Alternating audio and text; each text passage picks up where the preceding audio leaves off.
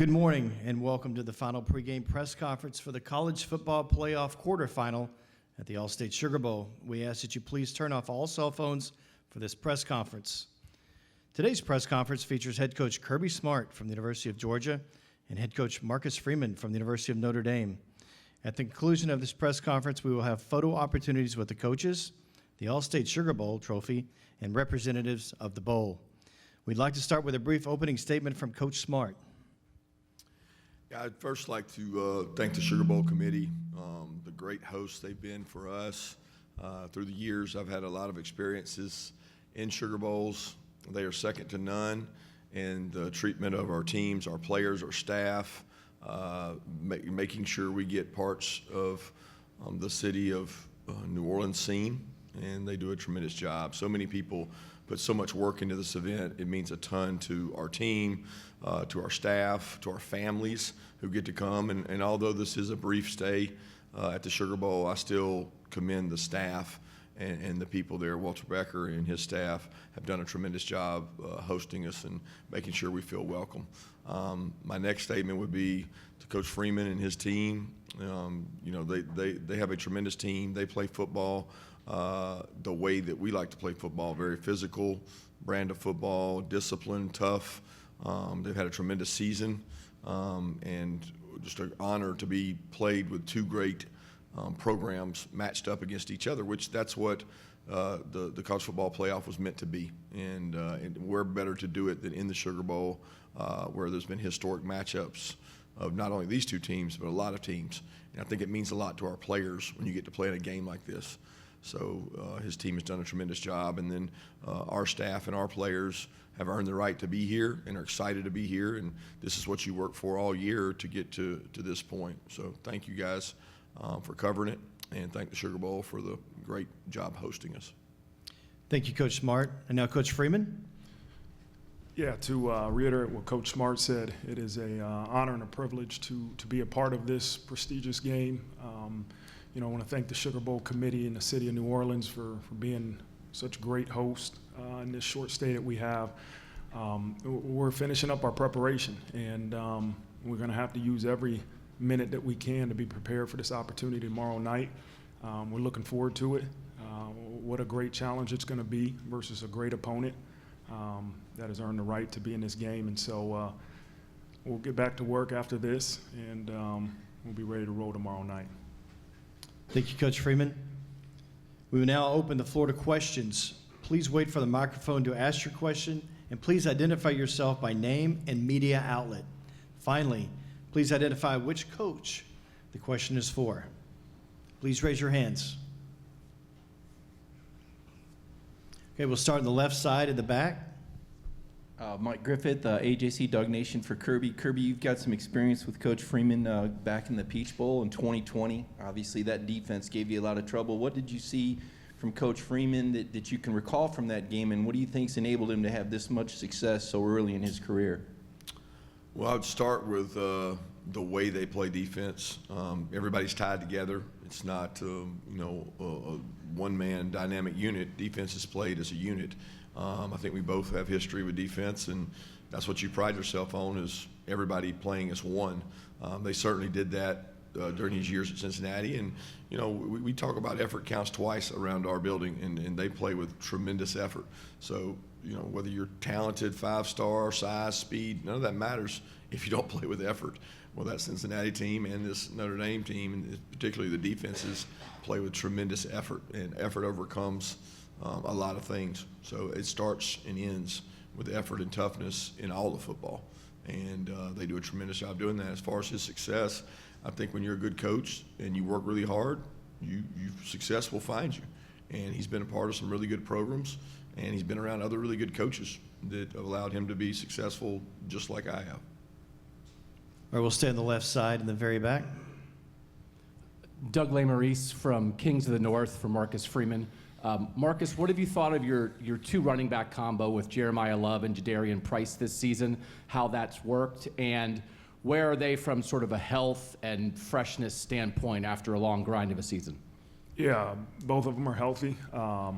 Jay Love was a little banged up last week after the USC game, but he's going to be as healthy as he can be for this opportunity tomorrow. It's something we've done in my 3 years as a head coach with Coach McCullough being our running backs coach, is that we prided ourselves on being able to rotate running backs and sell it in a way in recruiting and into your current players of this. We're going to get you enough film to get you prepared for the next level, but we're also going to make sure you're healthy. We don't want you to, use every rep you have in your body in college. And so they buy into that. They've done a great job within the roles that have been determined for them. Aeneas Williams is another guy that's really stepped up as a freshman this year. And it's very similar to what you see Georgia does, right? They have multiple running backs that can hurt you in different ways. And I think as you continue to progress in college football, that's what you're going to have to see, because you can't, the days of playing just one running back, I don't think that's going to really happen in too many places for multiple reasons. We'll go to the right side in the very back. Joey Lamar from WSAB in Savannah. This question is for both coaches. With the current format of the college football playoffs, do you think it's advantageous to be in Notre Dame situation where they had a game last week, or is it advantageous to be in Georgia's situation where you have a bye because you earned it when the SEC championship, but you also have the 3 weeks off? Depends on who wins. Honestly, because I think it can be painted either way. There's positives and negatives about both.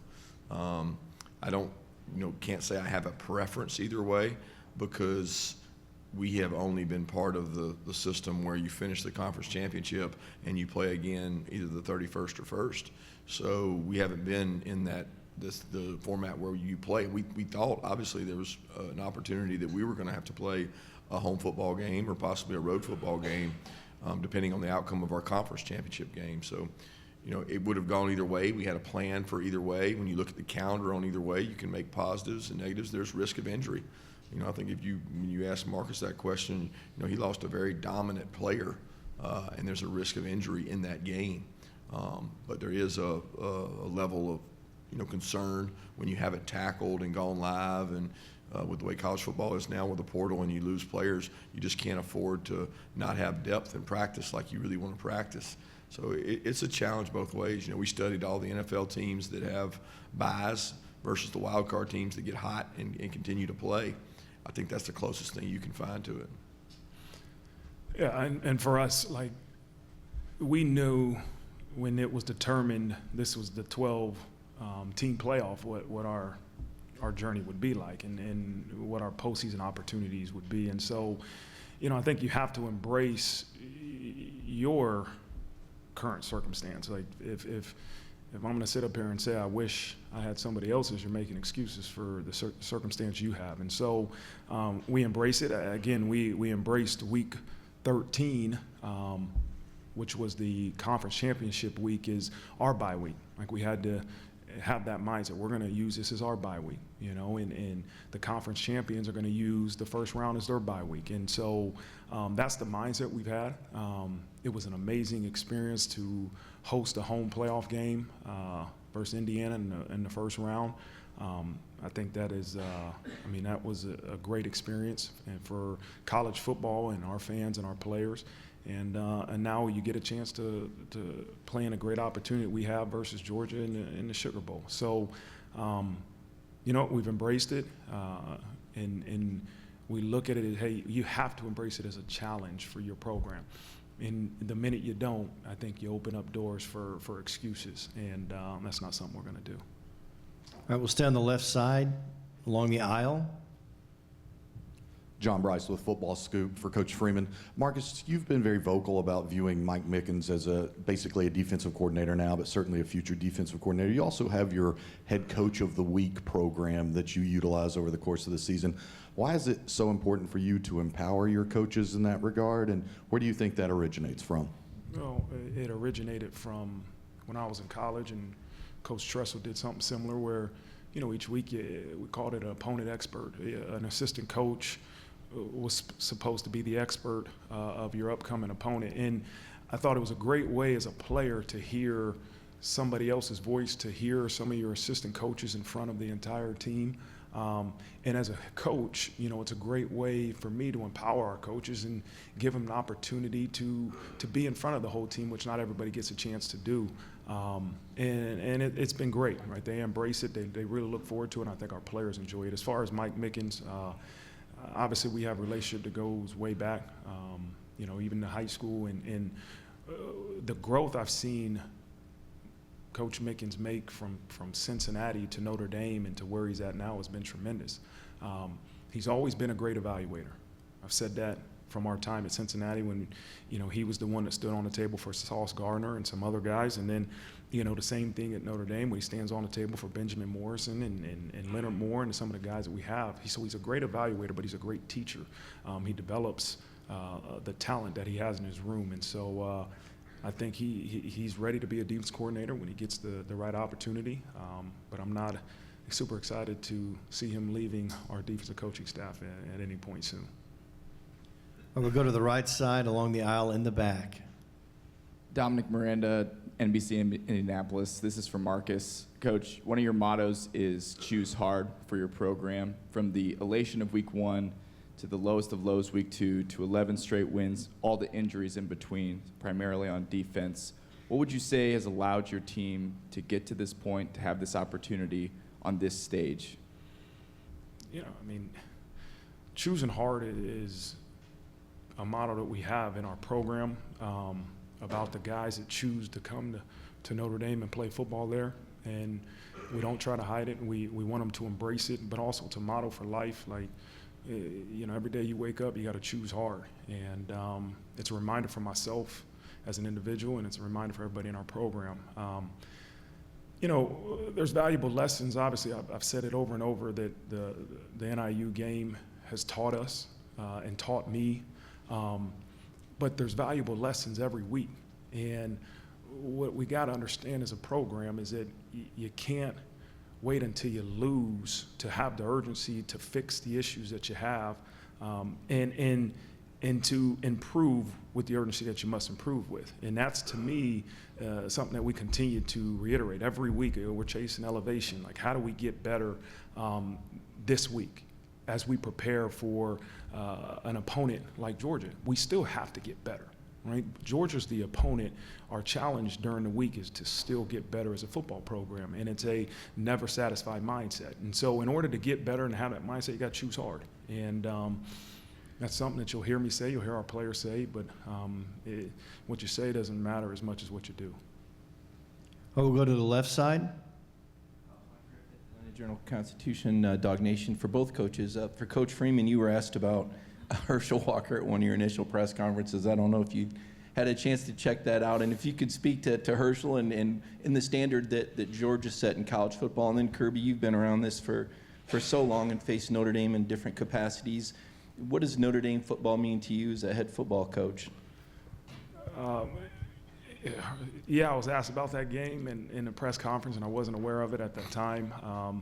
Obviously, I was made aware that we lost to Georgia, and Herschel Walker was the running back. And listen, I grew up, you hold Herschel Walker on a pedestal that not many people are on. And I'm thankful that we don't have to play Herschel Walker tomorrow, but we got some other challenging running backs that we got to try to defend. And so, I have a lot of respect, obviously, for the past, the history, what this program has been about and in terms of the University of Georgia for many years in the history of college football that Georgia has a piece in. And so, again, looking forward to it. Yeah, I didn't remember that game much either, as I was 4 or 5 years old and was not living in the state. So people always assumed that I was, in Georgia pajamas watching that game and cheering for Herschel. I was over in Alabama watching different games at that time, but certainly have learned a lot about it in my lifetime growing up as a high school coach's son in Georgia. But the Notre Dame is the era that I grew up in. Notre Dame was and has been the most dominant team across the span of a lot of years. Watching them play Miami, watching Rocket Ismail, like that was like my childhood, watching them play on TV and seeing them play games. I can just remember, the uniqueness of that. And then my first experience was strange because I was a GA at Florida State, and we went to Notre Dame and played, and to see Touchdown Jesus and see all that, it was like really something that marked my young career, because it was like, wow, I got to go coach and go against Notre Dame at Notre Dame. And then obviously when I got the head coaching job at Georgia, we had the home and away, and that was a really neat event to go there and be able to coach in that stadium and be the head coach and coach in that stadium. It's just very unique for me. And then the great games that we had against them were really special. Both those games were extremely physical, fourth quarter battles, just two really good programs. It could have gone either game. I mean, the games could have gone either way. And then, here we are now getting ready to play them, and Marcus has done such a great job to put them back on the map. We'll go to the right side, front row. Hey, Marcus. You've played for a national championship as a player twice, and one of those times was in this city. And I wonder what you remember about the playing LSU in their backyard, and you had like 14 tackles that game. But walking back into the Dome, any flashbacks, just being in the city? What was that night like for you? Because your AD said you guys share an obsession about winning a national championship, and you were so close. Yeah. All right, a couple answers for those points you just made. Number one, what I remember most about that LSU game is it was the second year in a row that we lost a national championship. And that sticks with you a lot longer than however many tackles you made or the individual glory that people talk about. It's that we didn't achieve the team glory that we aspired to have. I remember I saw Jacob Hester yesterday. I remember him scoring a couple touchdowns on us. And I remember LSU had a heck of a defense, heck of a D-line. And, I love the opportunity to come down here and be a part of the city of New Orleans. I think it's a great city. We were back here in 2010 when I was a GA at Ohio State, and we played Arkansas, and we were able to win that game. And this is an amazing bowl game, a great city, and they do it right. And it's great to be a part of this experience. And so I don't even remember what the third part of the question was. Yeah, somebody said that to me last week, and yeah, everybody has an obsession with winning the national championship, but my obsession is to get this program to reach our full potential. And if we reach our full potential, if the result of that is earning a national championship, great. But we don't walk into the office every day and say, let's win a national championship. We walk in the office and say, what do we got to do today to elevate and get better and reach our full potential? Because at the end of the day, that's all we control, right? We control how close this program can get to reaching its full potential. And we'll see what the result of reaching our full potential truly is. We have time for one final question. Please raise your hand.